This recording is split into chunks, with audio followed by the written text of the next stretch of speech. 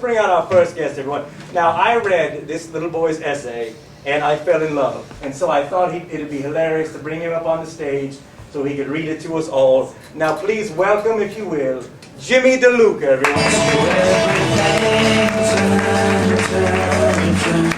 There is a season time. Thanks, God. My name is Jimmy DeLuca, and I'm going to read the essay I wrote because God made me. Called The Day I Ate an Apple and Nearly Died by James DeLuca Jr.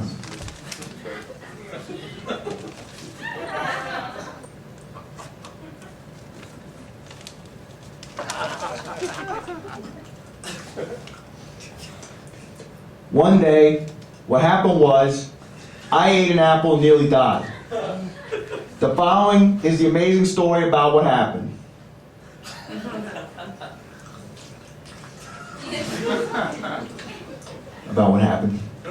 Albert Einstein once said, an apple a day will keep the doctor away. In my case, that is not the case.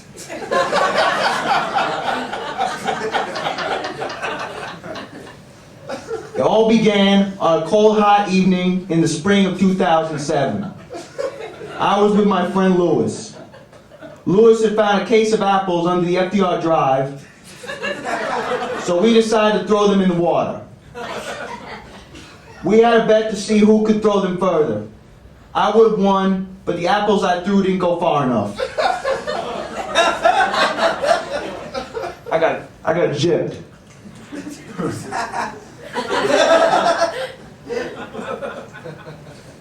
He bet me, I said that part. He bet me that I couldn't eat an entire rotten apple. I probably shouldn't have done it, but I was tired and wasn't thinking. The night before, I was awake in my room listening to the Ramones. In case you don't know who the Ramones are, I will tell you who they are. The Ramones are the couple who live in the apartment below me. They have sex all the time.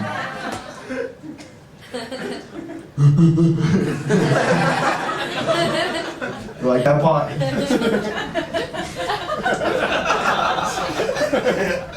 I ate the entire apple in one bite, and that's when things got crazy.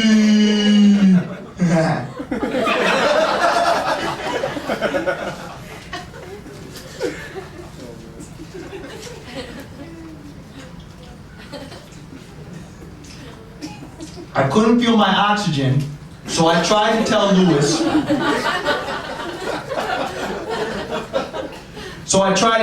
To do the Heimstein maneuver.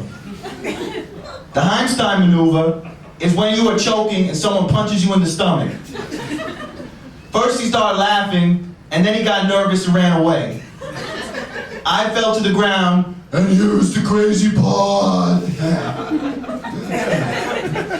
All of a sudden, the entire planet started spinning. It reminded me of the time I got my legs stuck in the Avenue A bus and I was dragged down Essex Street. The last thing I remember, everything got black and I blacked out.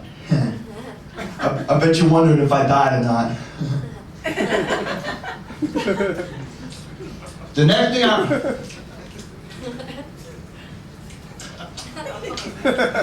next thing I realized, I woke up behind the garbage dumpster. Louis had dragged me there because he thought I was dead and he didn't want to get in trouble. The next time I saw him, I pretended to be a ghost, but he didn't believe me.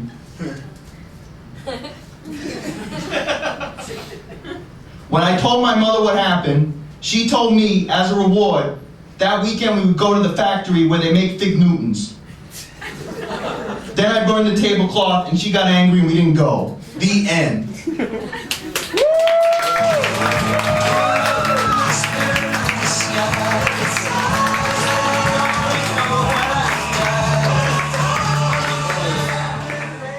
That was terrific. I know. It's much better when you do it than when I read it. What are you eating there? A banana that's like half rotten. That's delicious. Now, Jimmy, now where do you go to school exactly? I'm a little confused. Well, I go to the Henry Street Settlement. It's on Henry Street. It's like community center. Is it a school or it's a community center? Yeah, it's kind of like where you go when your mother doesn't want you to eat apples on the FDR Drive. All right, all right. Now, are you still friends with this Lewis character that made you eat the apple? Well, yeah, actually, yeah, because he has the PlayStation 3. I see. Yes. Now, what does the PlayStation 3 have on it? What's your favorite game on the PlayStation 3? I like all the PlayStation 2 games. Okay. Because you can play them on PlayStation 3, but they're better because it's PlayStation 3. Am I right? Yes, you're correct. Yeah. I'm assuming. I don't play the video games that much. Now, I'm a little miffed. Now, how old are you actually? Because when I read the essay, I was in the assumption you were much younger. I'm 29. All right, 29. That's.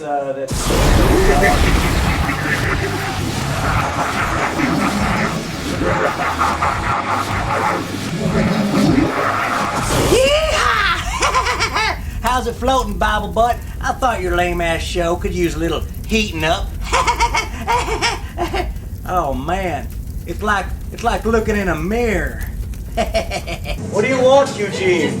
Oh man, stop calling me Eugene. That's your name, Eugene Francis Lucifer. Listen, I know what my name is, duder. I just don't want them flesh bags up on Earth finding out. Sorry. It ain't exactly the coolest name, alright? Anyway, my nicknames are so much more awesomer, like, Satan, and, Lord of the Darkness, oh yeah, this is pretty good too.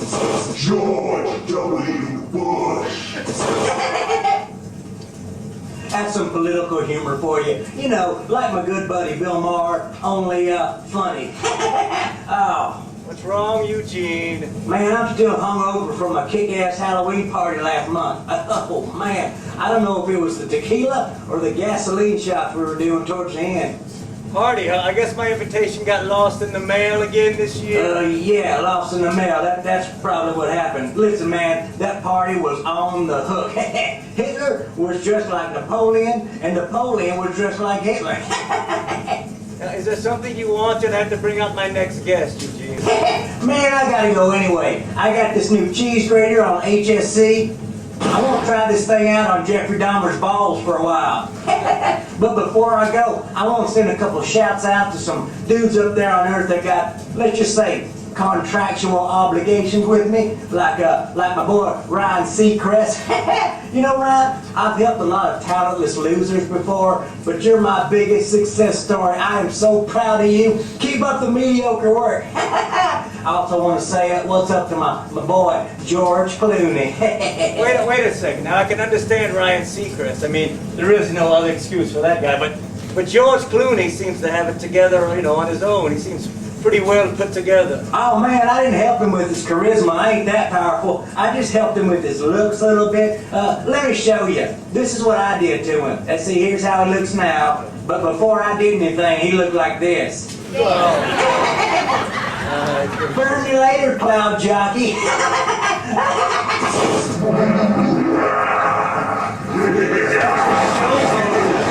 Such a showboater. I hate that guy. I don't want to be controversial, but I really don't like that guy either. I'm You gonna go on the can record. use the H word. It's all right. Somebody should tell him that his house is on fire. I think he knows it. It's really. His whole neighborhood. Yeah, it's been burning for a while. You can't fart down there, or the whole thing will just go up. That's what my mother says. Hey, yeah.